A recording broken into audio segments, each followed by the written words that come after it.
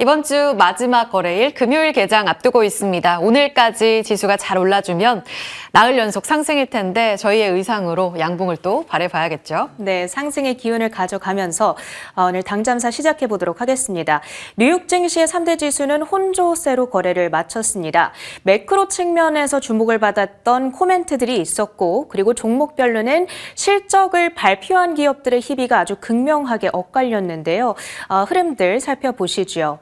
다우지수만이 소폭의 하락으로 진행이 됐습니다. 0.3%의 내림세, 나스닥과 S&P 500 지수는 둘 다 강보합 수준에서 거래를 마쳤습니다.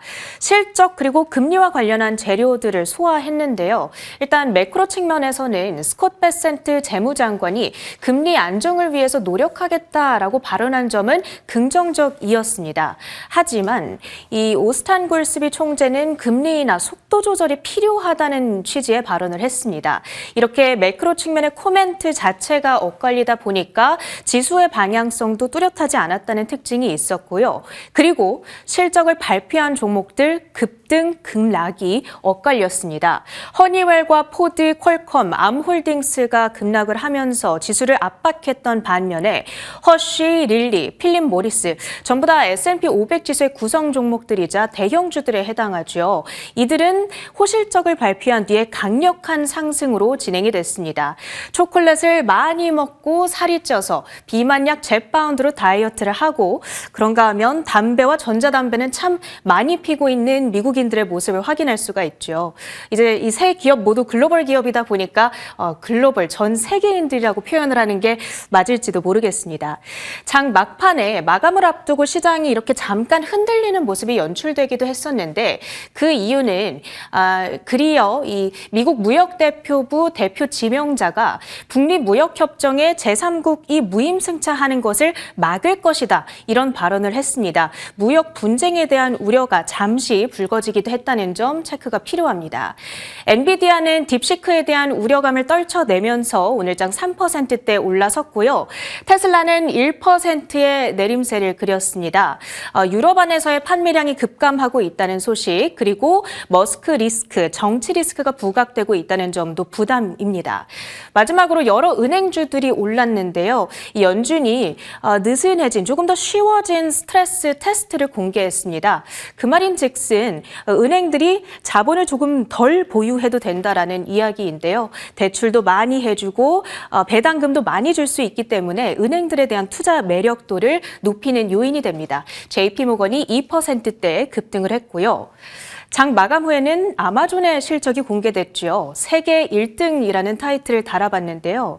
이제 아마존이 분기 매출을 기준으로 전 세계에서 가장 많은 돈을 벌어들이는 기업이 될 것 같습니다. 그동안은 그 기업이 월마트였는데요. 이번에 월마트의 분기 매출 예상액이 1,800억 달러. 그런데 아마존의 발표한 매출액은 1,877억 달러였습니다. 정말 돈 잘 벌죠. 그리고 EPS도 1.86달러로 아주 높은 수준으로 발표가 됐습니다. 그럼에도 불구하고 현재 시간의 거래에서 주가는 내림세를 그리고 있는데요. 그 이유를 들여다보면 가장 빠르게 성장하고 있는 AWS, 그러니까 클라우드 부문의 성장률이 13%에 그치면서 컨센서스 대비 미달이 났다는 점, 아쉬운 평가를 받고 있습니다. 그런데 그 이유가 무엇인가 하고 보니까 이 트럼프가 취임한 이후에 달러 강세가 이어지면서 환율 영향이 조금 있었다, 이런 풀이가 있고요. 그 환율의 영향으로 인해서 1분기 매출 그리고 1분기 영업이익에 대한 전망치마저도 이 가이던스 대비 부진할 거라고 발표를 하고 있습니다. 그 아마존의 실적은 우리나라 증시에 직접적인 영향을 준다기보다는 IT라든지 전자상거래 섹터에 간접적인 이 센티먼트 영향을 줄 수 있다, 이 정도로 체크해 보시면 좋겠습니다. 그 밖의 특징주들, 오늘도 AI 섹터에 대한 열기는 살아 있었습니다. 팔란티오가 9.8% 급등을 했고요. 리프트의 경우에는 그 알파벳이 투자한 AI 스타트업이죠. 엔스로픽과의 협력 소식 발표한 이후에 5% 가까운 급등, 그리고 애프터마켓에서 포착되는 특징주로는 어펌 홀딩스가 호실적을 발표한 뒤에 급등하고요. 엘프뷰티가 23%대 급락한다는 점에는 유의가 필요합니다. 국내 화장품주들의 이 주가 등락에 영향을 종종 미치고는 했던 종목이니까요. 체크를 해보셔야겠습니다. 마지막으로 중요한 글로벌 경제 헤드라인들을 두 가지 뽑아왔는데요. 이 러시아의 한 매체에 따르면 푸틴과 트럼프 대통령 간의 회담 가능성 100%다, 곧 있을 거다. 2월 혹은 3월 중으로 그 시기가 상정되고 있는 상황이고요. 그리고 두 번째로는 지금 전 세계 곳곳에서 딥시크 보안에 대한 우려로 인해서 이 접속을 차단하는 움직임들이 나타나고 있습니다. 국내 증시 연결 테마로는 우크라이나 재건 그리고 보안 테마를 꼽아볼 수 있겠습니다. 지금부터는 서울 전략 구체적으로 가보시죠. 어제까지 우리 시장은 사흘 연속 달렸습니다. 이 같은 랠리 1%대 상승을 꾸준히 차곡차곡 올려 쌓아가고 있는데요. 그렇기 때문에 지금의 위치가 다소 궁금해집니다. 오늘까지 추가 상승은 나올 수 있을까? 물론 지켜봐야 될 매크로 지표들이 있긴 합니다만 간밤 뉴욕장의 흐름도 나쁘지 않은 것으로 확인됐습니다. 이번 주 확실히 시장의 우호적인 환경 움직임 속에 어제는 아시아장이 다 같이 올라가기도 했습니다. 자, 안도의 랠리 움직임 속에 코스피 지금 단기적으로 추세의 상승 국면에 접어들었는가? 그렇다면 단기적으로 그 힘은 어디까지 더 이어질 수 있을까에 대한 궁금증이 커지는 자리입니다. 간략하게 ADR 지표 보고 가시죠. 이전에도 가져온 바 있었는데요. 12월 지난달에 이 정치적인 리스크 때문에 지수가 급락한 이후에 이 ADR 지표가 단기적으로 80포인트까지 뚝 떨어지면서 단기 과매도 군역, 그러니까 매수 지표로 많이 좀 쓰이기도 했습니다. 이후에 빠르게 반등했던 움직임, 그리고 1월 20일까지 상승했던 움직임을 아마 기억하실 텐데요. 단기간에 다시 한번 지수가 흔들렸던 움직임이죠. 그리고 재반등을 주고 있는 2월 초입니다. 어제 종가 기준으로 코스피는 2,530선대, 코스닥은 740선의 연고점입니다. 코스닥 조금 숨가쁘게 올라온 것 아닌가? 그런데 ADR 지표를 보니까요. 20거래일 동안의 상승 종목, 하락 종목 두 개로 나눴을 때 지금 단기적으로의 움직임은 나쁘지 않은 것으로 확인되고 있습니다. 보통은 100을 중심점으로 놓고 보죠. 120%를 넘어가게 되면 다소 지수가 과열권. 다만 앞서 말씀드렸던 대로 코스피가 한때 85포인트까지 떨어졌었는데요. 75%로 떨어지게 되면 과매도권역으로 이때에는 많은 단기 추세를 보는 트레이더들이 매수로 삼는 지표이기도 합니다. 지금은 100 언더입니다. 93포인트. 아직은 그 여력 움직임 속에 과열 국면은 아니구나. 그 룸을 찾아가는 움직임은 계속될 것 같습니다. 자, 그러면 지금 지수를 견인하고 있는 섹터들의 움직임, 그 순환매에서 오늘의 주도주의 힌트를 얻어볼 수 있을까요? 일단 이번 주 복귀해 보시죠. 월요일에는 관세 부과 하루를 앞두고서 발효될 것 같다라는 우려감 때문에 우리 긴 연휴 끝에 불안감 속에 출발을 했고요. 지수도 흔들렸습니다. 코스피는 2.5%가량의 조정으로 이때 코스피가 2,430선까지 뚝 떨어지기도 했습니다. 그렇기 때문에 섹터별 안에서는 관세 프리존이 시장 대비 선방했고요. 관세 타격을 받을 수 있는 반도체, 자동차 같은 수출주들이 많이 약했습니다. 그런데 하루 만에 기억하시죠? 손바닥 뒤집듯 시장 분위기 바뀌었습니다. 멕시코, 캐나다 관세 한 달 유예 결정이 나게 되면서 관세와 관련된 우려감, 리스크가 바로 사그라들었고요. 삼성의 사법 리스크 해소, AI 관련 종목들 움직임이 점차 미국에서 살아나면서 팔란티어의 호실적 영향까지 더해지며 반도체 점점 좋아지기 시작, AI 로봇, 그리고 조선 원전은 꾸준한 상승을 이어갔습니다. 다만 조선 원전의 고점 움직임이 나타나면서 수요일부터는 기조가 또 바뀌었는데요.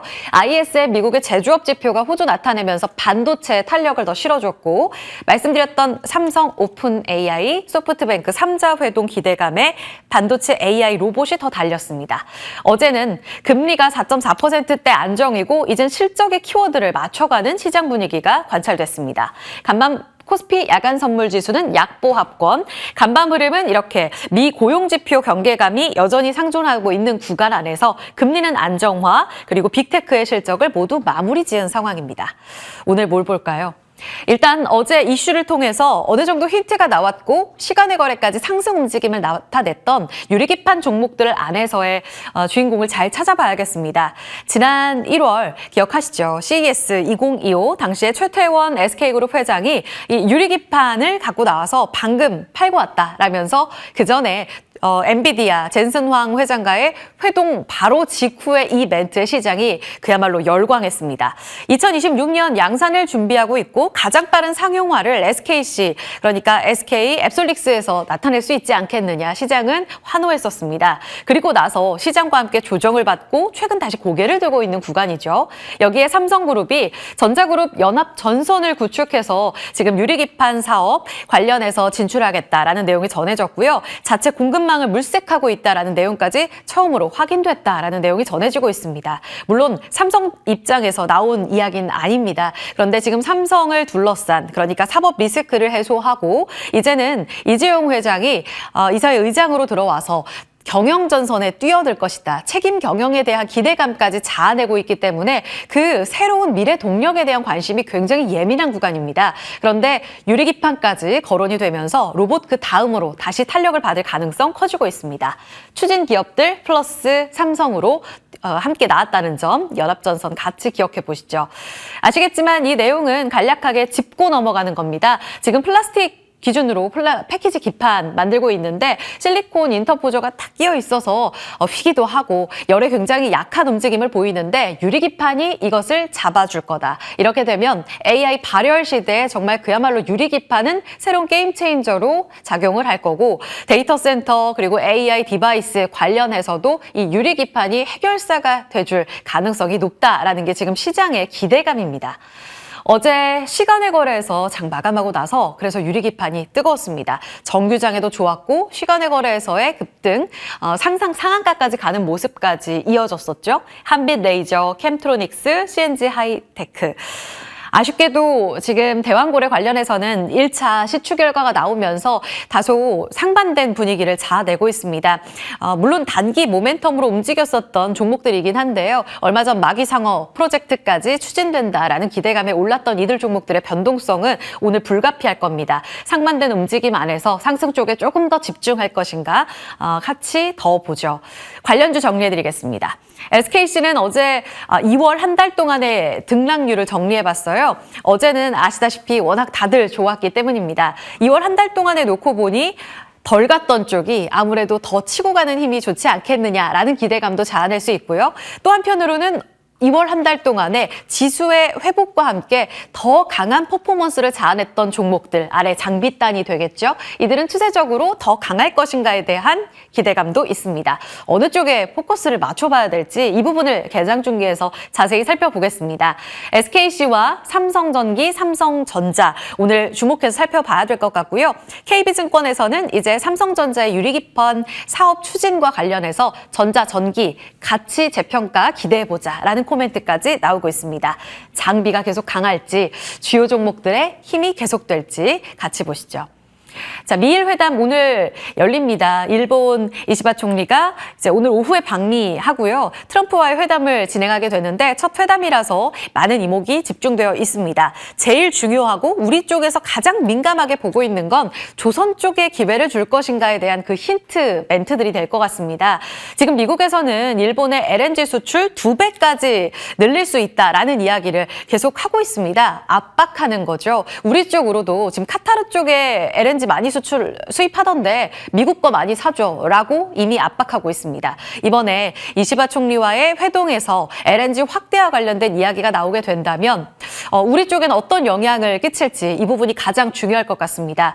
자, 어제 조선주들을 보시죠. 하나오션의 고점은 계속되고 있는데 다른 선박 그리고 기자재단에서는 고점에서 다소 흔들리는 모습들이 나왔습니다. 지난 1월에도 견고했던 조선주 워낙 많이 달린 가운데 지금 실적 발표되고 나서 어제 현대 미포가 컨센을 하회하는 움직임을 나타내기도 했죠. 오늘 증권가에서 SK증권 18만 원, 17만 원 하향 조정하기도 했습니다. 이런 분위기가 실적의 민감도가 높아진 분위기에 뒤따라가면서 조정받을지 아니면 미일 LNG 확대와 관련해서 우리 쪽까지 LNG 모멘텀이 살아있다면 관련한 종목들을 지금 사야 할 시점인지 체크해 봐야겠습니다. 마지막으로 실적 민감도는 오늘까지 계속될 거고요. 당분간 2월을 장악하는 키워드가 될 겁니다. 네이버 개장 전 실적 나왔습니다. 4분기 이익으로만 치면 컨센을 소폭 하회하거나 부합했다고 볼 수 있는데 작년 한 해 동안의 장사를 보면 연매출 10조 원, 이 클럽 가입할 수 있게 됐고 영업이익은 2조 원 가깝게 벌었습니다. 이 부분 시장의 평가 궁금해지고요. 오늘 목표가 상향 조정 리포트 아모레퍼시픽 한 곳 나왔습니다. 아쉬운 실적 안에서 기대와 우려가 공존하는 종목들의 방향성까지 잠시 후 고민해 보시죠. 당잠사였습니다.